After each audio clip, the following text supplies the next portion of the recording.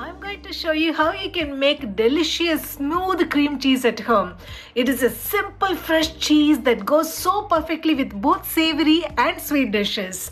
I love to use it in my desserts, cheesecakes and frosting. And if you're a savory person, you can have your cream cheese spread on your toast and bagels. You will get the smoothest, most delicious tasting and the most fresh cream cheese ever. So let's get started. Making cream cheese at home is actually much easier than you think it is. It only takes a few minutes and you only need 2 ingredients. Take a large heavy bottomed saucepan. I'm going to heat 4 cups of milk in it.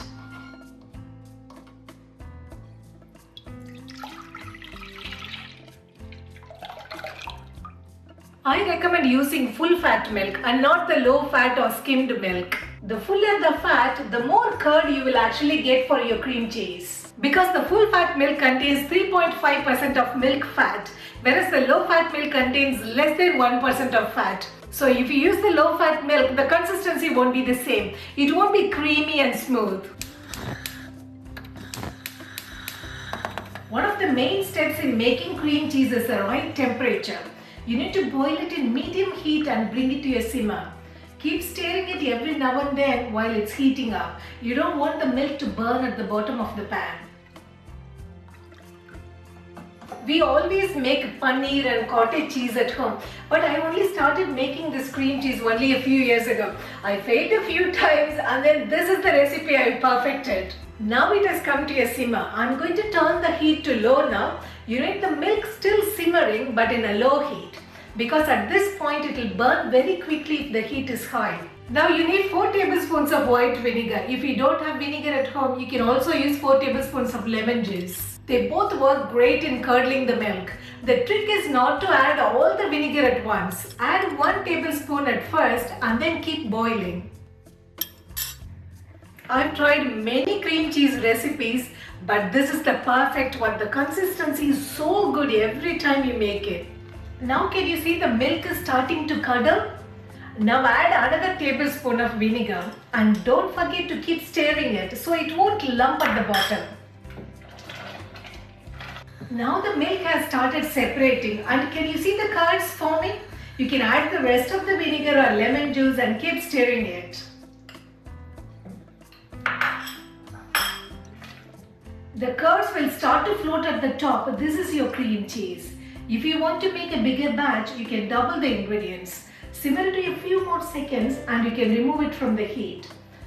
Now it's time to separate the curds and the whey. Take a big bowl like this for the water to drain away and keep a sieve at the top and cover it with a muslin cloth or a cheesecloth. It doesn't work with a cotton towel. You need a thin cheesecloth. It is very important for this. If you want, I'll give you the link for cheesecloth below this video.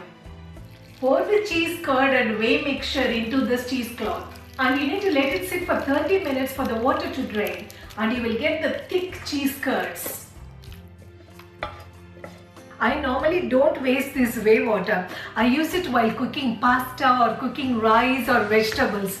You can actually use it in roti making dough as well. And there is another important use as well. You can use it to wash your hair. The lactic acid in that whey water makes your hair really soft and shiny. If you think it doesn't look like a cream cheese at this point, you're right. This needs to be blended to get the right consistency. So transfer the curds to a blender and then add half teaspoon of salt for flavoring it. I'm also going to add 1 teaspoon vanilla extract because I'm going to make a cream cheese frosting for my cake. I'll show you how to make my very delicious cheese frosting. If you want to make a savory cream cheese, you can add some chopped coriander leaves or some chopped chives. You can even add some garlic to make it garlic flavored cream cheese. Blend this in high speed and if you find it very thick, you can add a couple of teaspoons of the whey water and keep blending it until you get the smoothest cream cheese. Look at this. This is a wonderfully fresh cream cheese. You can refrigerate this for up to 1 week. This recipe will yield about 300 grams of cream cheese. You can use it in your savory recipes on bagels or toast or even as a cake topping frosting. I'll show you how to make the frosting. My favorites are the homemade cheesecake, carrot cake with cream cheese frosting and as a lemon cake topping. If you want to learn easy homemade cake recipes, you can check out my baking channel, which is Bake with Narmada. I've posted a lot of quick and easy recipes that you can make in oven and also without the oven. And now it's time to make our super yummy cream cheese frosting for our cake. Take 1 cup of cream cheese that we have just made. And then add half cup of butter in room temperature. You can either use salted or unsalted butter. Now shift in half cup of icing sugar. Shifting will remove any lumps in the icing sugar.